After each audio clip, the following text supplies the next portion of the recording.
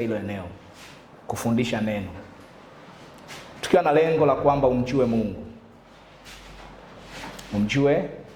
Mungu, kwa sababu kati ya uhitaji mkubwa ulionao ni kumjua Mungu.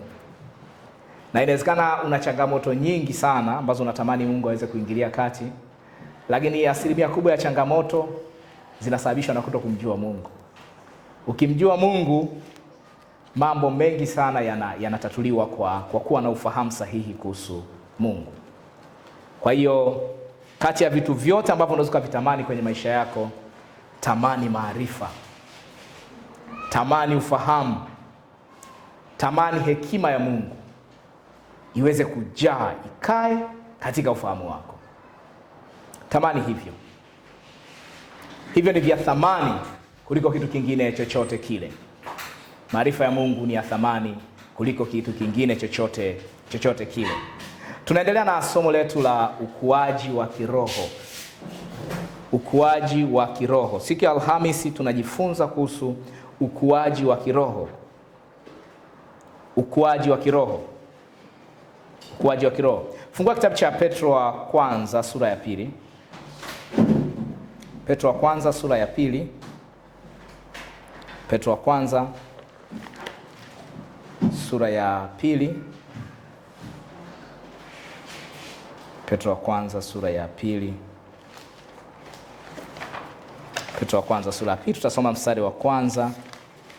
Tutasoma mstari wa kwanza na wa pili. Tutasoma mstari wa kwanza na wa pili. Mstari wa kwanza na wa pili. Nataka niutazame hapa katika hizo notisi zangu hapa. Petro wa kwanza sura ya pili mstari wa kwanza na wa pili. Mstari wa kwanza na wa pili. Nitasoma mstari wa kwanza. Anasema, kwa hiyo wekeni mbali nanyi uovu wote na udanganyifu wote, unafiki, wivu na masingizio ya kila namna. Kama watoto wachanga waliozaliwa sasa, yatamanini maziwa ya kiroho yasiyochanganywa na kitu kingine chochote, ili kwa hayo mpate kukua katika wokovu. Yatamanini maziwa ya akili yasiyochanganywa na kitu chochote. Ninasoma kutoka kwenye Biblia ya Neno, lakini nafahamu Biblia zenu mlizonazo wengi hapo, tafsiri zake zinasema yatamanini maziwa ya akili yasiyogoshiwa. Na katika kipindi kilichopita tulitazama kwamba maziwa yasiyogoshiwa ni neno la Mungu lisilochanganywa na kitu chochote. Kugoshi ina maana ya kupunguza au kuongeza kwenye kitu halisi. Kwa hiyo tunaposema kwamba mtu anagoshi neno, tafsiri yake ni kwamba anaongeza au anapunguza katika uhalisia wa neno la Mungu. Neno lisilogoshiwa sio mahubiri ya ukali. Bana, kuna baadhi ya watu wakiona mtu anahubiri kwa kufoka au anahubiri kwa kukemea dhambi, anasema huyu anahubiri neno lisilogoshiwa. Lakini unaweza ukahubiri kwa kukemea dhambi na ukahubiri kwa kufoka, bado ukawa umegoshi neno. Kwa nini? Kwa sababu unahubiri nje ya uhalisia wa kile Kristo alichokifanya. Kwa hiyo Mtume Petro anatuhamasisha kwamba tuyatamani maziwa ya akili yasiyogoshiwa. Maziwa ya akili yasiyogoshiwa. Na tuliona kwamba maziwa ya akili inazungumzia kile kinachoathiri fahamu zako, ambao ni neno la Mungu. Kuwa na kiu, kuwa na njaa, tamani neno la Mungu lisilogoshiwa. Lisilogoshiwa. Kipindi kilichopita niliwapa mfano kwamba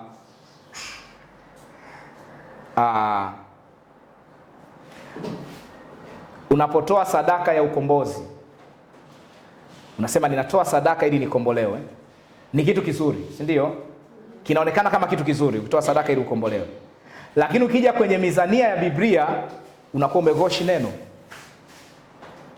unakuwa umepunguza thamani ya neno au umeongeza kitu katika neno la Mungu. Kwa nini? Kwa sababu neno la Mungu linasema kwamba hatujakombolewa kwa nini? Kwa fedha au dhahabu. Tumekombolewa kwa damu ya Yesu. Tumekombolewa kwa damu ya Yesu. Sasa unapochukua fedha ukaiongeza kwenye damu ya Yesu ili ukamilishe ukombozi wako, unakuwa unaghoshi neno. Fungua kitabu cha Petro wa kwanza hiyo. Petro wa kwanza hiyo. Sura ya kwanza mstari wa 18. Sura ya kwanza mstari wa 18. Petro wa kwanza sura ya kwanza mstari wa 18. Mstari wa 18. Petro wa kwanza sura ya kwanza mstari wa 18. Anasema mstari wa 18, nanyi mfahamu kwamba mlikombolewa si kwa vitu viharibikavyo, kwa fedha au dhahabu, mpate kutoka katika mwenendo wenu usiofaa mlioupokea kwa baba zenu, bali kwa damu ya thamani kama ya mwanakondoo asiye na ila, asiye na waa, yani Kristo. Mlikombolewa kwa damu ya thamani, sio kwa fedha au dhahabu. Hiyo inamaanisha nini? Thamani yako wewe haiwezi kupimwa kwa fedha. Ili Mungu aweze kukupata wewe, ilimbidi aache mbingu ashuke duniani kwa ajili yako, afe. Ilimbidi avae mwili wa wanadamu, apitie yale ambayo mwanadamu anaweza kayapitia, mwanadamu yoyote, afe kifo cha msalaba kwa ajili yako. Hiyo inakuonyesha kwamba thamani yako ni kubwa kwa kiasi gani. Kwa hiyo unapoongeza chochote katika kazi ya msalaba, unapoongeza kazi yako yoyote katika damu ya Yesu, unakuwa unaghoshi neno. Maana yake unaipunguza thamani, unapunguza thamani ya neno, unapunguza thamani ya neno, unapunguza thamani ya neno. Na sisi hatupo miongoni mwa wale wanaoghoshi neno. Ndio maana tunakufundisha neno la Mungu ili uweze kulielewa neno la Mungu kwa namna lilivyo, ili uweze kufaidika nalo, uweze kufaidika nalo. Turudi tena Petro wa kwanza 2:2. Anasema, kama watoto wachanga waliozaliwa sasa, yatamanini maziwa ya akili yasiyoghoshiwa, ili kwa hayo mpate kuukulia wokovu. Yatamanini maziwa ya akili, ili kwa hayo mpate kuukulia wokovu. Tamanini neno la Mungu, ili kwa hilo mpate kuukulia wokovu. Wokovu unakuwa namna ulivyo leo. Inapaswa tukikutana mwakani mwezi kama huu usiwe hivyo. Lazima wewe unakuwa. Mtoto mchanga anakuzwa na nini? Maziwa ya mama yake, si ndio? Ndio maana Mtume Petro anatolea mfano wa maziwa, na muamini naye anakuwa kwa neno la Mungu. Hakuna kitu kingine chochote kinachoweza kukukuza isipokuwa neno la Mungu. Ndio maana lazima upende neno. Penda neno la Mungu. Furahia neno la Mungu. Unapofundishwa neno, lifurahie. Kwa sababu hiki ndicho kinachokukuza. Ndicho kinachokikuza. Sasa anaposema mpate kuukulia wokovu, na ninazungumza kuhusu ukuaji wa kiroho, maana yake ni kwamba akili zako zinapaswa zikue. Tunaposema kuukulia wokovu, tunazungumzia ukuaji wa akili. Kwa sababu wokovu uliopokea ulipomwamini Yesu uko vile vile, hauongezeki kitu chochote. Kinachoongezeka ni ufahamu wako juu ya kile ulichokipokea katika Kristo. Ndio maana tunakutana kama hivi kufundishana, ili ufahamu wako uongezeke, ujue ni nini umekipokea katika Kristo. Na ufahamu wako unapoongezeka kuhusu wokovu, tunasema unakuwa kiroho. Kwa hiyo kipimo cha ukuaji wa kiroho ni nini? Maarifa, ni ufahamu. Kipimo cha ukuaji wa kiroho sio uwezo wako wa kuomba muda mrefu. Unaweza ukawa unaomba muda mrefu lakini haujakuwa kiroho. Kipimo cha ukuaji wako wa kiroho sio uwezo wako wa kuweza kufunga toka 3 kavu kwenda kufunga 7 kavu. Unaweza ukafanya hivyo na bado hujakuwa kiroho. Kwa nini? Kwa sababu ukuaji wa kiroho upo kwenye akili yako. Je, unamjua Mungu? Mnafahamu kuna watu hawamjui Mungu na wanafunga vizuri, si ndio? Wanaofunga mwezi wa Ramadhani wanamjua Mungu. Laisi wanafunga siku 40. 30 Yes. Wanafunga siku 30. Lakini hawamjui Mungu. Na wanasema kwamba huu ni mwezi mtukufu. Mwezi ambao huruhusiwi kutenda dhambi. Ukimaliza kufunga unarudi kwenye dhambi tena. Huko ni kutomjua Mungu. Lakini wanafunga, na kwa kufanya hivyo wanahisi wanampendeza Mungu. Kwa hiyo mtu anapoweza kuwa na maombi ya kufunga ya muda mrefu, sisemi msifunge, fanyeni maombi ya kufunga, lakini fanyeni maombi ya kufunga mkiwa na ufahamu wa Mungu. Ufahamu wa Mungu. Ufahamu wa Mungu. Kwa tunaposema umekuwa kiroho au umekuwa katika wokovu, maana yake akili zako zimeongezeka katika kumjua Mungu. Akili zako zimeongezeka katika kumjua Mungu. Akili zako zimeongezeka katika kumjua Mungu. Ndio maana kuna Wakristo ambao kama ilivyo watu wasioamini wanaweza wakatembea na hilizi kwa ajili ya ulinzi, kuna Mkristo anatembea na maji kwa ajili ya ulinzi. Na anaona kabisa ile maji akiyasahau mahali, anahisi hakuna maisha. Yanaitwa maji ya upako. Yanaitwa mafuta ya upako. Hiyo ni nini? Ni kutojitambua. Ni kutokumjua Mungu. Kwamba Roho Mtakatifu yupo ndani yako, unamchukua Roho Mtakatifu unamweka kwenye chupa, mwingine unatembea naye kwenye pochi. Ni kutokumjua Mungu, kutokujua maandishi ya Biblia. Kwa hiyo mtu ambaye hajakuwa kiroho utamtambua tu kwa ufahamu wake juu ya Mungu. Kwa ufahamu wake juu ya Mungu. Kwa ufahamu wake juu ya Mungu. Anasema ili kwa hayo mpate kukulia wokovu. Nini maana ya neno wokovu? Wokovu ni nini? Nasema nimeokoka, nampenda Yesu. Nini maana ya kuokoka? Wokovu ina maana ya ukombozi. Ukombozi. Wokovu ina maana ya kuhifadhiwa. Uhifadhi. Wokovu ina maana ya usalama. Wokovu ni ukombozi.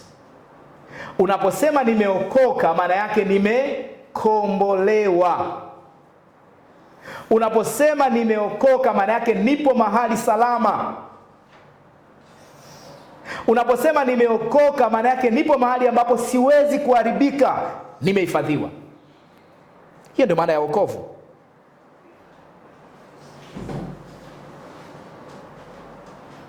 Kuna watu wanaogopa kupoteza wokovu.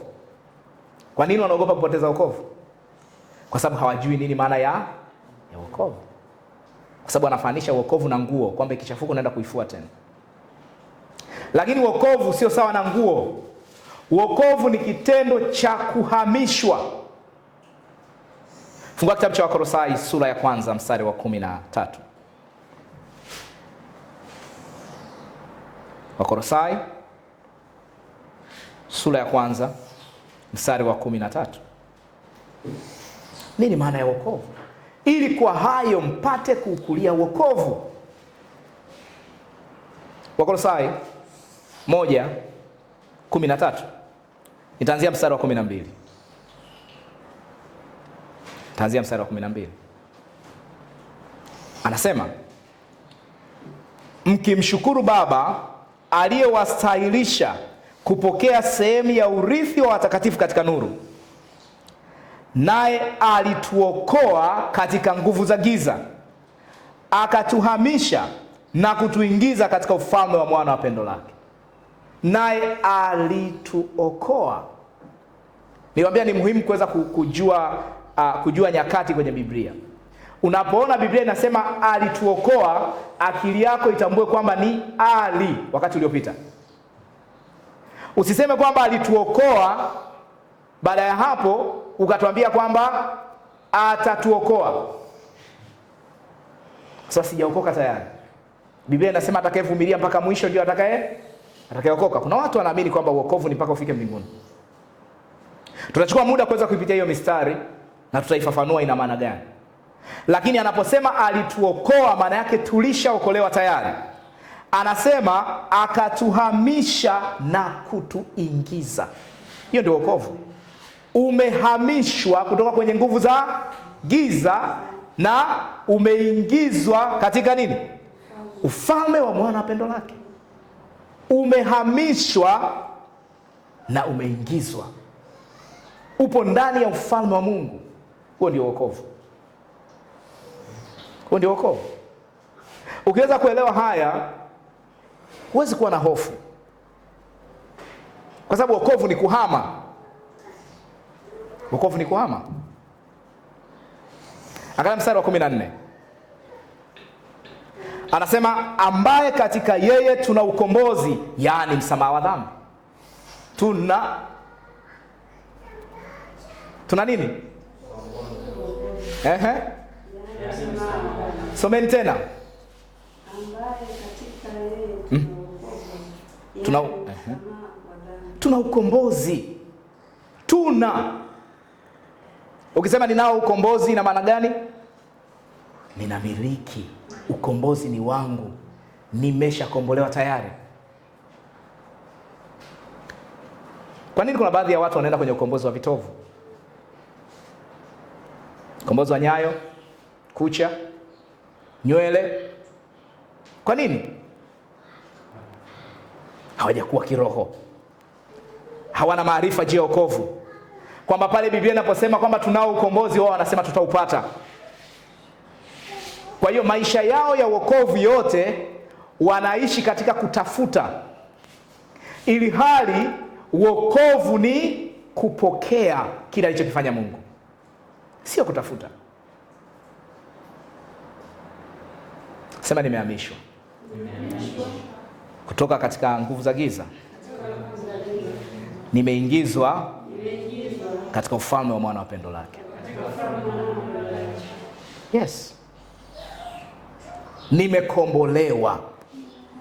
Na anasema katika yeye tuna ukombozi, yaani msamaha wa. Kwa hiyo ukombozi ni nini? Msamaha wa dhambi. Ukombozi ni msamaha wa dhambi. Mtu aliyeokoka hahitaji msamaha wa dhambi. Hiyo sentensi ni ngumu au rahisi?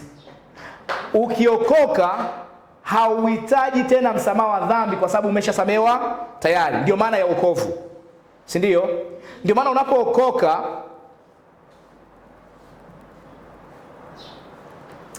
ukitenda dhambi unafanya nini? Tunatenda dhambi hatutendi, ndugu zangu. Toka tumeokoka tumeshaitenda au hatujawaitenda dhambi? Tumetenda, sio? Na inawezekana leo toka asubuhi mpaka saa hizi kuna dhambi ushatenda. Si ndio? Ukitenda dhambi unafanya nini? Unafanya nini? Nataka mnipe uzoefu. Mkitenda dhambi huwa mnafanya nini? Mnatubu. Kwa nini mnatubu? Yaani nini kinafanya mtubu?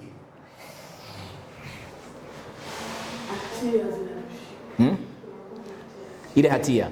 Kwa hiyo ukitubu hatia imeondoka, si ndio? Hatia ikiisha maana yake umesamehewa dhambi, si ndio? Biblia inasemaje kuhusu msamaha dhambi? Umesamehewa dhambi zetu, si ndio? Fungua kitabu cha Warumi sura ya 5. Mstari wa 21. Warumi 5:21. Warumi 5:21, Warumi 6:23. Sio 5:21, Warumi 6:23. Warumi 6:23. Warumi 6:23. Warumi 6:23. Hii Biblia unaweza kupambana nayo? Unaweza kupambana nayo?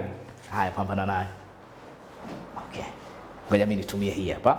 Ingawa hiyo Biblia ina maneno yako tofauti kidogo, lakini yana maana moja. Kwa hiyo asikusumbue. Warumi 6:23. Warumi 6:23. Warumi 6:23. Twende kule. Fungua huko. Kule kwa upande huo. Kitabu gani hicho? Hicho kinaitwaje? Naam. Ni Warumi hicho. Warumi tafuta sura ya 6 mstari wa 23. Sura ya 23. Tunasoma neno. Sawa? Tunasoma neno la Mungu na mojawapo ya vitu ambavyo inabidi uvizoee ukiwepo hapa ni kusoma neno. Tunasoma neno mwanzo wa ibada mpaka mwisho wa ibada. Kwa sababu tunahitaji kumjua Mungu. Tunahitaji kumjua Mungu. 6:23 umefika? 6:23 umefika, sawa? Nitasoma haya maneno yanaweza kaa yako tofauti kwenye Biblia, lakini yana maana moja. Anasema kwa maana mshahara wa dhambi ni nini? Mauti. Na bali karama ya Mungu ni uzima wa milele katika Kristo Yesu Bwana. Mshahara wa dhambi ni nini? Mauti. Au kuomba msamaha. Mtu anayetenda dhambi anastahili afanye nini? Yaani ukitenda dhambi, adhabu yako ni nini? Kufa. Kwa nini hufi? Unaenda kuomba msamaha.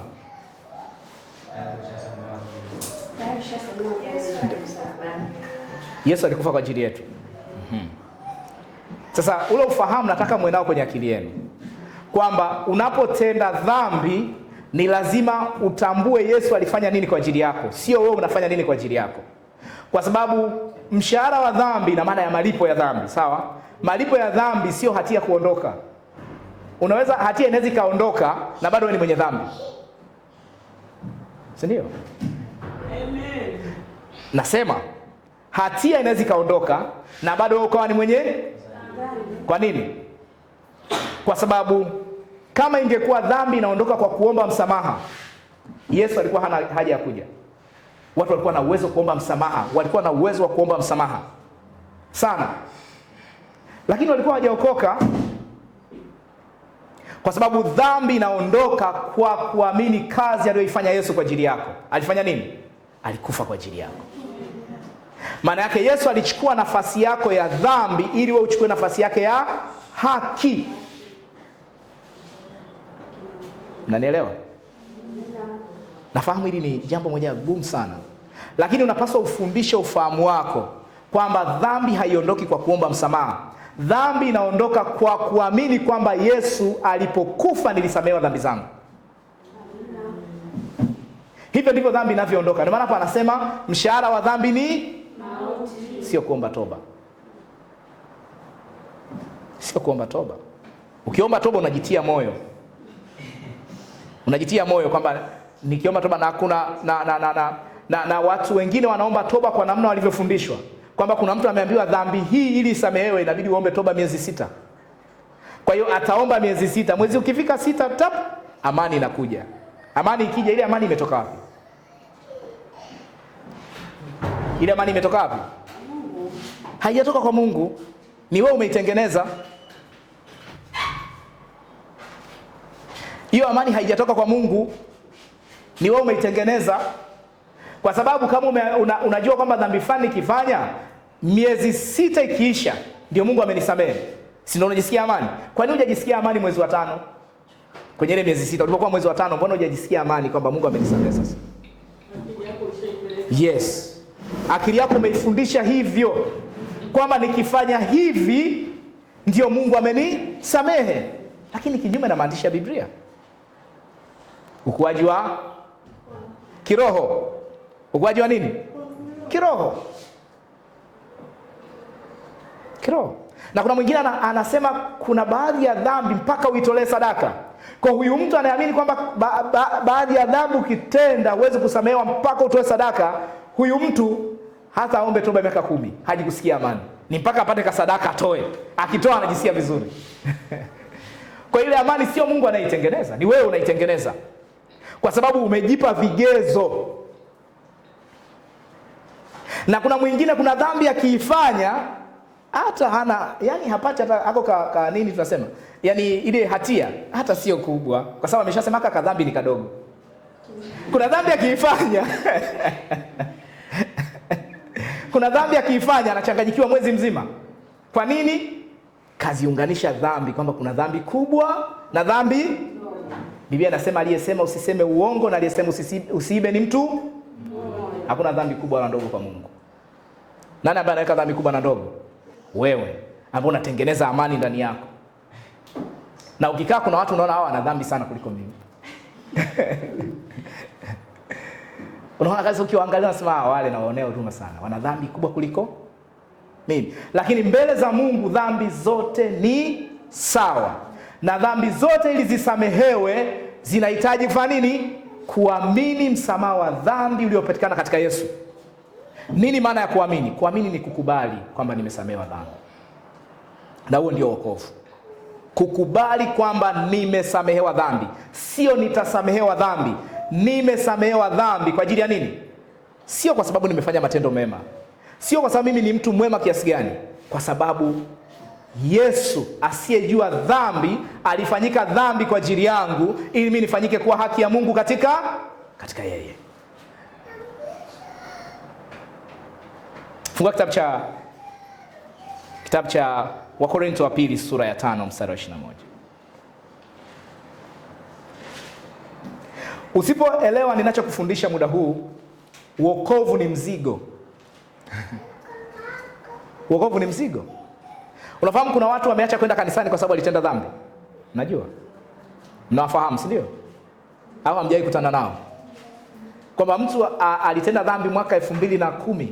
Dhambi anasema hii ni dhambi kubwa kuliko dhambi zote. Akaacha kwenda kanisani. Kwa nini? Hana ufahamu wa nini maana ya msamaha wa dhambi na msamaha wa dhambi unapatikana vipi. Yeye anahisi msamaha wa dhambi ni kuomba toba. Akiomba toba sana na kesho akarudi tena kwenye dhambi, baadaye anakata tamaa. Kama sasa hivi mimi sinamsumbua Mungu. Mbona hii dhambi natenda sana? Kwamba niliomba toba wiki iliyopita, tena leo nimetenda dhambi ile ile. Baadaye anakata tamaa, naamua tu aachane na maisha ya Ukristo, amue tu kuishi kama mpagani. Ni kwa nini? Anajaribu kumpendeza Mungu kwa matendo yake. Haiwezekani kumpendeza Mungu kwa matendo yako. Unahitaji kuamini kazi ambayo Yesu alifanya. Wakorintho wa 5:21. Wakorintho wa 5:21. Anasema yeye asiyejua dhambi. Wakorintho wa 5:21. Tumefika wote hapo? Tumefika wote? Anasema yeye asiyejua dhambi alimfanya kuwa dhambi kwa ajili yetu, ili sisi tupate kuwa haki ya Mungu katika. Asiyejua dhambi ni nani? Yesu. Maana yake mtakatifu alifanyika mwenye dhambi ili wenye dhambi wawe watakatifu. Hiyo ndio tafsiri yake. Ni mabadilishano. Wokovu ni mabadilishano. Yesu alichukua nafasi yako ili wewe uchukue nafasi yake. Badala ya wewe kwenda kuzimu uadhibiwe kwa ajili ya dhambi, Yesu alienda kuzimu akaadhibiwa kwa ajili ya dhambi kwa ajili yako. Baada ya hapo akaja kukupa wewe zawadi ya wokovu. Wokovu ni zawadi. Wokovu ni zawadi. Wokovu ni zawadi. Akili yako ijue hivyo. Ndio maana anazungumza kwamba wokovu ni kuhifadhiwa, wokovu ni kuwekwa salama, wokovu ni kukombolewa. Hii zawadi haifanani na zile zawadi ambazo tunawaahidi watoto wetu. Ukifaulu darasani nitakupa zawadi. Ile sio zawadi. Unanielewa? Kwamba ukifaulu darasani nitakupa zawadi. Sio sasa tunahisi kwamba ile ni zawadi Ile ni zawadi. Mtoto wako amefaulu, baada hapo unatimiza ahadi yako kwamba ukifaulu nitafanya hivi. Ile sio zawadi, yale ni malipo ya kile alichokifanya. Unaposema zawadi ni kitu kinachotolewa bure pasipo kufanya kazi yoyote, ndio wokovu sasa. Wokovu ni zawadi. Ni zawadi. Na Biblia inasema wokovu ni kipawa. Hatukifanyia kazi. Ukimwambia mtoto wako ukifaulu darasani nitakununulia baisikeli, asipofaulu unamnunulia? Humnunulii. Sasa zawadi ni pale anapofeli na unamnunulia vile vile. Hiyo ndio zawadi. Lakini ukisubiri afaulu ndio umnunulie, yale ni malipo ya kazi aliyoifanya. Ndio maana mnamdai Mungu. Mna ujasiri wa kumdai Mungu. Sasa kuna watu wana ujasiri mbele za Mungu. Mungu, nimefanya 1 2 3, na wewe nitendee 1 2 3. Hiyo ni nini? Kiburi. Sema kiburi. Ni neno gumu Ni neno gumu. Kiburi ni neno gumu, sio? Lakini ndivyo lilivyo. Unapoenda kumwambia Mungu kwa sababu nimekutendea 1 2 3 na wewe fanya 1 2. Ni sana mtoto aliyesema nimefaulu baba ninunulie baisikeli ulioniahidi. Huwezi kaita hiyo baba. Huwezi kaita kwamba hiyo ni zawadi. Angalia sura ya 4 ya kitabu cha Warumi. Warumi sura ya 4. Angalia mstari wa kwanza. Yatamanini maziwa ya akili, tamanini neno la Mungu, muweze kukulia wokovu, muweze kukua kiroho. Kukua kiroho. Umtumikie Mungu kwa uhuru, mtumikie Mungu kwa furaha. Mtumikie Mungu kwa furaha. Warumi, Warumi ipo huku? Yes, rudi. Somo la Jumapili linawafaa la kuielewa Biblia. Ya tutaelewa namna ya kuifungua hiyo Biblia. Warumi sura ya 4. Sura ya 4 mstari wa kwanza. Warumi hicho kitabu gani? Ni kitabu gani hicho? Matendo ya Mitume. Anaenda mbele ya Matendo ya Mitume ndio kuna Warumi. Umefika Sawa, twende Warumi sura ya 4. Sura ya 4. Mstari wa kwanza. Anasema, basi tusemeje juu ya Ibrahimu baba yetu jinsi ya mwili? Kwa maana ikiwa Ibrahimu alihesabiwa haki kwa ajili ya matendo yake, analo la kujisifia, lakini si mbele za Mungu. Ikiwa Ibrahimu alihesabiwa haki sababu ya matendo yake, analo la kujisifia, lakini si mbele za Mungu. Kwa nini? Kwa sababu mbele za Mungu hatuendi na matendo yetu. Mbele za Mungu tunaenda na kile Yesu alichokifanya. Angalia mstari unaofuata. Anasema, maana maandiko yasemaje? Ibrahimu alimwamini Mungu, ikahesabiwa kwake kuwa haki. Alifanya nini? Alimwamini Mungu, ikahesabiwa kwake kuwa haki. Lakini kwa mtu afanyaye kazi, ujira wake hauhesabiwi kuwa ni neema, bali kuwa ni deni. Afanyaye kazi, ujira wake hauhesabiwi kuwa ni neema, bali ni deni. Una mkataba wa kulipwa mshahara mwisho wa mwezi. Imefika mwisho wa mwezi, unaenda kwa bosi wako, anakupa mshahara wako, unasema amenipa kwa neema. Ni haki yako kwa sababu umefanya kazi. Neema ni bure.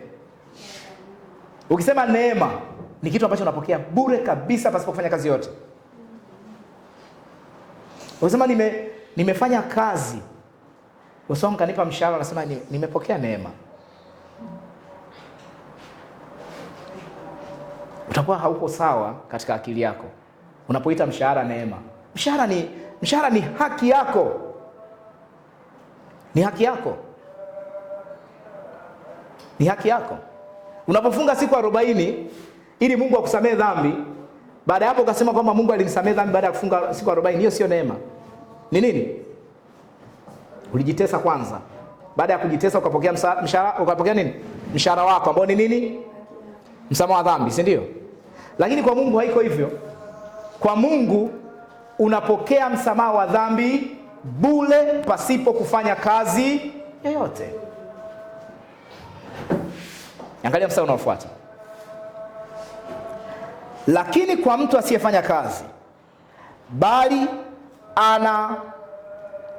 anamwamini yeye ambaye amhesabia haki asiyekuwa mtauwa, imani yake mtu huyo imehesabiwa kuwa haki. Mtu asiyefanya kazi, bali anamwamini yeye ambaye amhesabia haki asiyekuwa mtauwa. Asiyekuwa mtauwa ni mtu gani? Ni mtu mwenye dhambi, mtu muovu. Sasa yule mtu muovu ambaye kichwani mwako mfikiria mtu yote muovu, ambaye unasema huyu mtu jamii haiwezi kumpokea. Mfikiria yote. Sasa huyo ndio Yesu amemsamehe. Yaani mtu ambaye hajui hata kama kuna kutoa sadaka.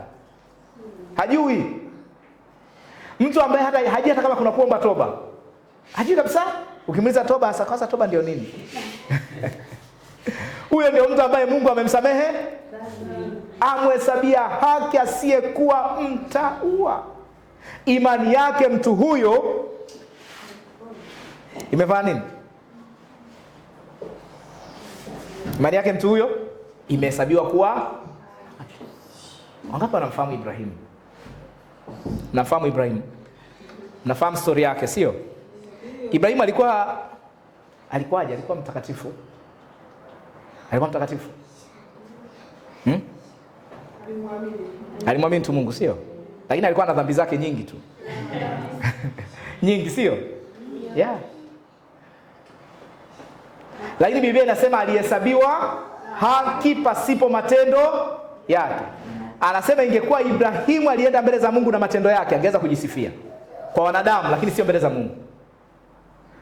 Kwa wanadamu utajisifia. Kwa nini? Kwa sababu kwa wanadamu tumezidiana dhambi, si ndio?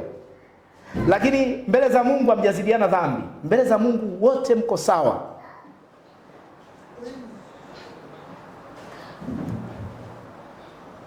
Hivi unafahamu kwamba mbele za Mungu muuaji akimuua mtu mwenye dhambi, alafu huyu muuaji akaokoka, muuaji anaenda mbinguni, yule aliyeuawa anaenda kuzimu. Unafahamu? Narudia tena umfahamu kwamba mbele za Mungu mtu muuaji akamuua mtu mwenye dhambi, hao wote hawajamwamini Yesu, si ndio? Huyu wakauana kwamba huyu mmoja hajamwamini Yesu, amemuua mwingine ambaye hajamwamini Yesu. Baada ya kuua akamwamini Yesu, huyu anaenda mbinguni, yule aliyeuawa anaenda kuzimu. Hiyo ni haki ya Mungu. Mfano mgumu, nirudie tena. Mmeuelewa? Yeah. Kwa nini? Kwa sababu haki ya Mungu haipatikani kwa matendo. Ukasema huyu kwa sababu ni muuaji ni mtu mbaya kuliko msema uongo. Mbele za Mungu anayesema uongo na anayeua wote wako sawa. Wanahitaji nini? Wanahitaji msamaha wa dhambi. Wanahitaji waone Yesu kwamba alikufa kwa ajili yao ili waokolewe. Ili waokolewe. Neema. Neema ya Mungu. Sema neema ya Mungu. Neema. Tunapokea bure. Yes. Chochote unachokitolea fedha ili ukipate, na ukikipata hakijatoka kwa Mungu. Ukiona kuna kitu ulitoa pesa ili ukipate, chochote, kwamba ulikuwa unaumwa, baada hapo ukaenda kutoa sadaka ili upone, si ndio? Ulikuwa unatafuta kazi, ukaenda kutoa pesa ili upate kazi na ukapata. Nizika tumefanya na ikatokea, lakini sio Mungu. Tulikuwa tunatembea katika ujinga na Mungu akaja kwenye ujinga wetu huo akatusaidia. huo ujinga wako. Umefunga, baada ya kumaliza mfungo wako ukaenda kutoa sadaka, unasema sadaka ndio imejibu. Hata maombi uyawazi kwamba Mungu anajibu maombi, uwazi. Unachowaza nini? Sadaka. Sisemi kwamba msitoe sadaka. Tutoe. Kwa nini tunatoa sadaka? Yes. Tunatoa sadaka kwa ajili ya kazi ya Injili. Hatutoi sadaka ili kununua chochote kwa Mungu. Ukiona kuna jambo umeliombea halijatokea, endelea kuomba. Litatokea. Useme sasa hapa nipate shortcut. Sasa hii shortcut ya Mungu, basi mimi nakupa pesa, wewe shughulika na mambo yangu. Ni bure, sio? Huwezi kununua kibali cha Mungu. Mungu ametusamehe bure katika Kristo. Sasa Ibrahimu pamoja na madudu yake yote mnayoyajua, Agano Jipya haliandiki kuhusu madudu ya Ibrahimu. Nyie ndio mnajua tu kwamba Ibrahimu alikuwa ni mwenye dhambi. Kuna mahali alienda alipoona kwamba mfalme atamuua, akasema mke wake ni nani? Dada yake. Si ndio? Si ni Ibrahimu huyo? Alisema uongo au kusema? Sawa. Alipoona anachelewa kupata mtoto akafanyaje? Akazaa na mjakazi wake. Ni Ibrahimu sio Ibrahimu? Na hii Biblia inamuita nani? Mwenye haki. Mwenye haki na baba wa imani, sio? Sasa Ibrahimu ni baba wa imani. Baba wa imani mwenye dhambi. Anakuwaje? Anakuwaje mwenye dhambi baba wa imani? Ni kwa sababu Mungu anatazama imani. Pokea kile Yesu alichokifanya. Hatazami juhudi zako. Na kitu kibaya kuhusu juhudi zako ni kila unapojaribu kumpendeza Mungu kwa juhudi zako unashindwa. Ni sana mtoto ukimwambia usizime hiyo taa. Hebu mtu usizime, ndo anataka kuzima. Kama usitoke nje, ndio mtoto anataka atoke nje. Na ndivyo ilivyo ambavyo unataka juhudi zako zikupe kibali mbele za Mungu. Unakuta kila unapojaribu unashindwa. Unasema kila siku asubuhi nitaamka lazima niombe kwa kupiga magoti. Unafanya siku ya kwanza, unafanya siku ya pili, siku ya tatu unashindwa. Kinatokea tu kitu.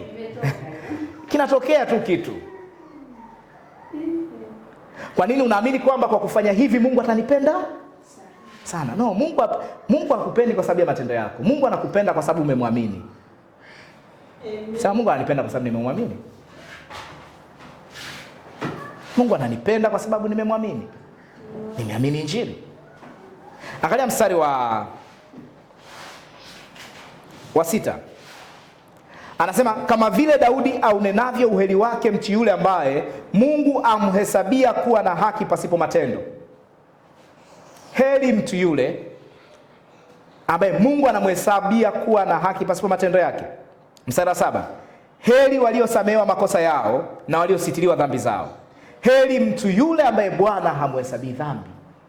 Maana neno heri ni amebarikiwa. Amebarikiwa mtu yule ambaye Bwana hamhesabii dhambi. Ambaye Bwana hamtazami kwa sababu ya matendo yako.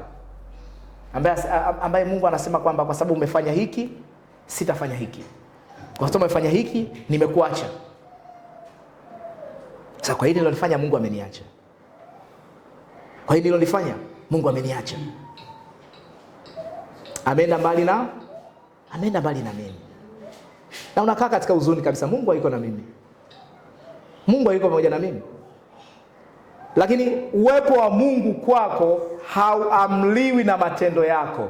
Uwepo wa Mungu kwako unaamliwa na imani yako katika Kristo.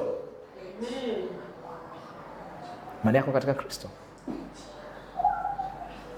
Nasema kwa sababu jana nilala bila kuomba ndio maana nimekabwa na wachawi.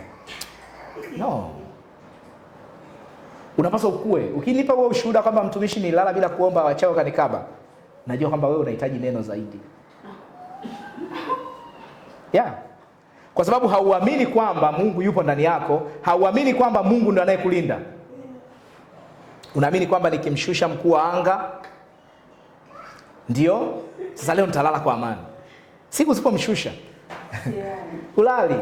Hata ukisikia panya au paka tu analia unashtuka. Na ninapowafundisha haya, nataka mfikie hatua kwamba usianze kuuliza maswali eti mtumishi huyu paka ni wa kawaida au sio wa kawaida? Kwa nini? Unaamini kwamba paka sio wa kawaida? Sio wa kawaida. Sasa panya nyumbani kwangu kuna panya wengi sana. Panya ni wa kawaida au sio wa kawaida? Ni nani alikwambia kuna panya wa kawaida au sio wa kawaida? Ndio, hamjui. Kwamba panya aliumbwa na Mungu. Lakini kuna mahali mlisikia kwamba panya anamaanisha hivi. Ulisikia nyoka anamaanisha hivi. Tunapojifunza ukuaji wa kiroho, ni lazima tutoke huko tumtazame Yesu na kile alichokifanya kwetu. Amina.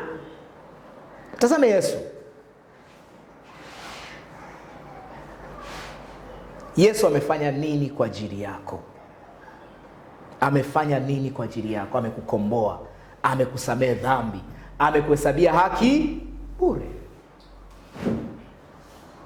Unaweza kuwa unapitia jambo, usiseme kama unalopitia jambo eti kwa sababu ya dhambi. Hamna chochote unachokipitia kwa sababu ya dhambi uliyoitenda.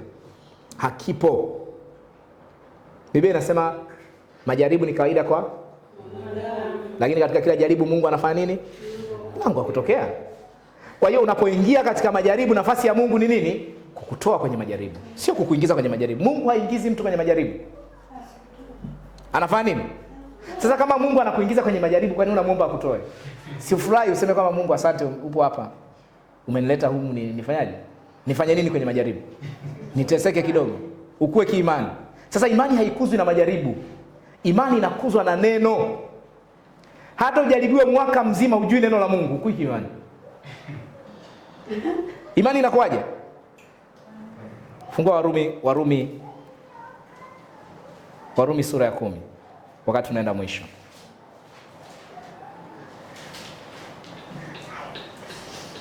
Warumi sura ya 10 mstari wa 17.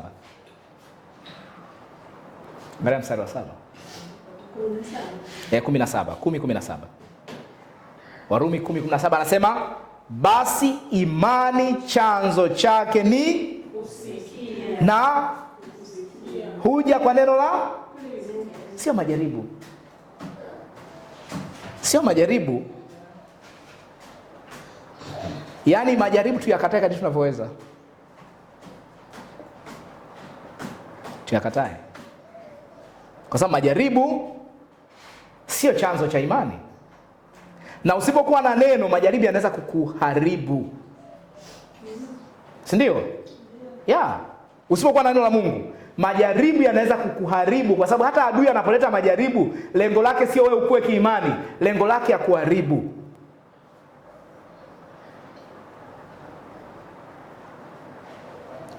Mungu anatutoa katika majaribu katika jina la Yesu. Katika jina la Yesu. Katika jina la Yesu. Kama upo kwenye changamoto yoyote ambayo unaipitia, Mungu anakutoa katika jina la Yesu. Katika jina la Yesu. Katika jina la Yesu. Mungu anafanya njia kwa ajili yako. Katika jina la Yesu.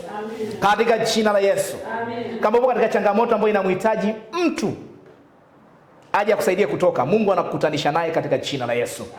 Katika jina la Yesu. Katika jina la Yesu. Unatoka katika majaribu. Kwa sababu majaribu hayaongezi imani. Zaidi yanafanya tuwe wanyonge.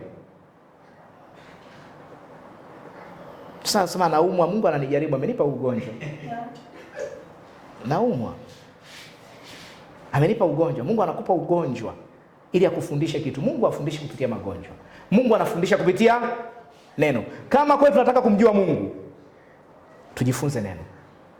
Tuje kanisani hivi Jumapili, Alhamisi, tuje tujifunze neno, sio tualike majaribu. Ukikimbia neno ndo majaribu yanakuja. Kwa sababu yanajua huna ufahamu.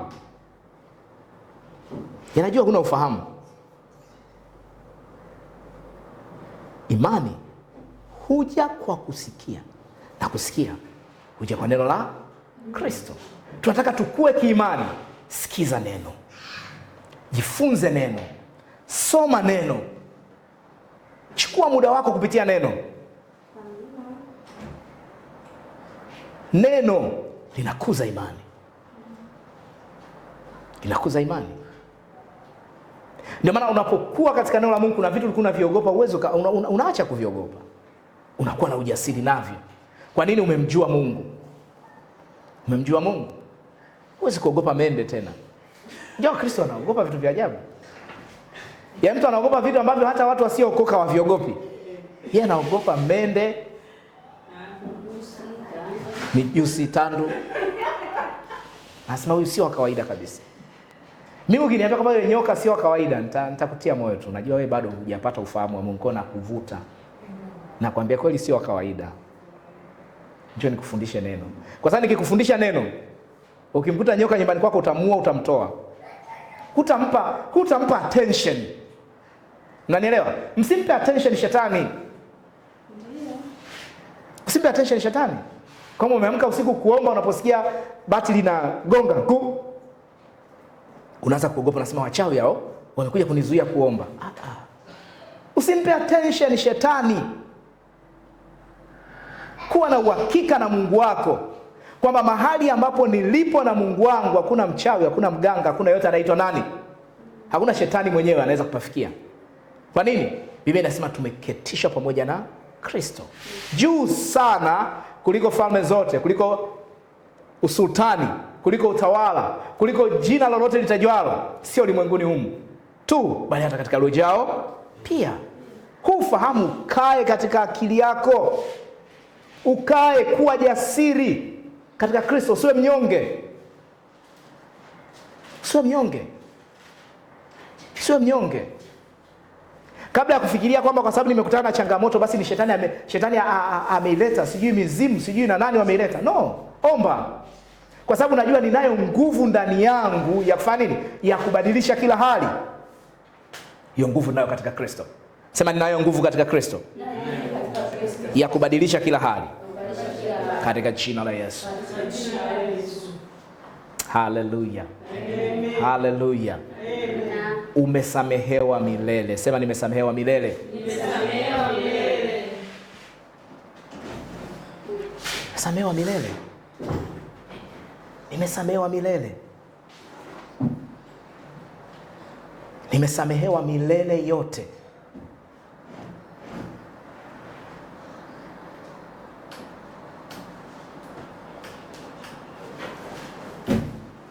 Hau mstari wa mwisho kabisa. Sasa mchungaji akimaliza, huwa anamaliza mara ngapi?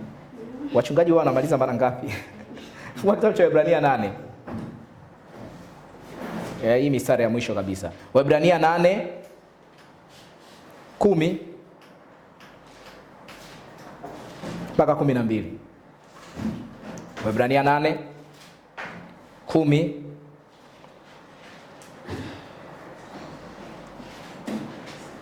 Tanzia mstari wa 8 kusoma. Tanzia mstari wa 8.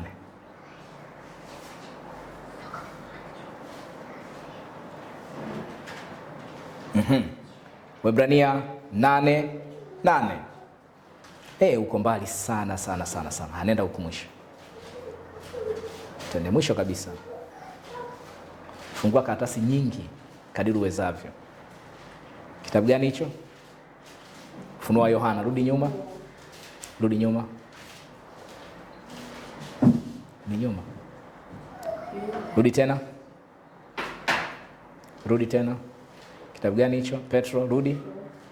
Haya. Waebrania, rudi. Yakobo, hiyo rudi kitabu kimoja. Yes. Kabla ya nani? Yes, kabla ya Yakobo. So Waebrania hiyo 8. Waebrania 8:8. Waebrania 8:8. Anasema, maana awalaumupo asema, angalia siku zinakuja, asema Bwana, nami nitawatimizia nyumba ya Israeli na nyumba ya Yuda agano jipya. Agano halitakuwa kama agano lile niloagana baba zao katika siku ile nilipowashika mikono yao niwatoe katika nchi ya Misri, kwa sababu hawakudumu katika agano langu, mimi nami sikuwajali, asema Bwana. Maana hili ndilo agano nitakaloagana na nyumba ya Israeli baada ya siku zile, asema Bwana. Nitawapa sheria zangu katika nia zao na katika mioyo yao nitaziandika. Nami nitakuwa Mungu kwao, nao watakuwa watu wangu. Nao watafundishana kila mtu na jirani yake. Hawatafundishana kila mtu na jirani yake na kila mtu na ndugu yake akisema, mjue Bwana, kwa maana wote watanijua. 12 anasemaje? Kwa sababu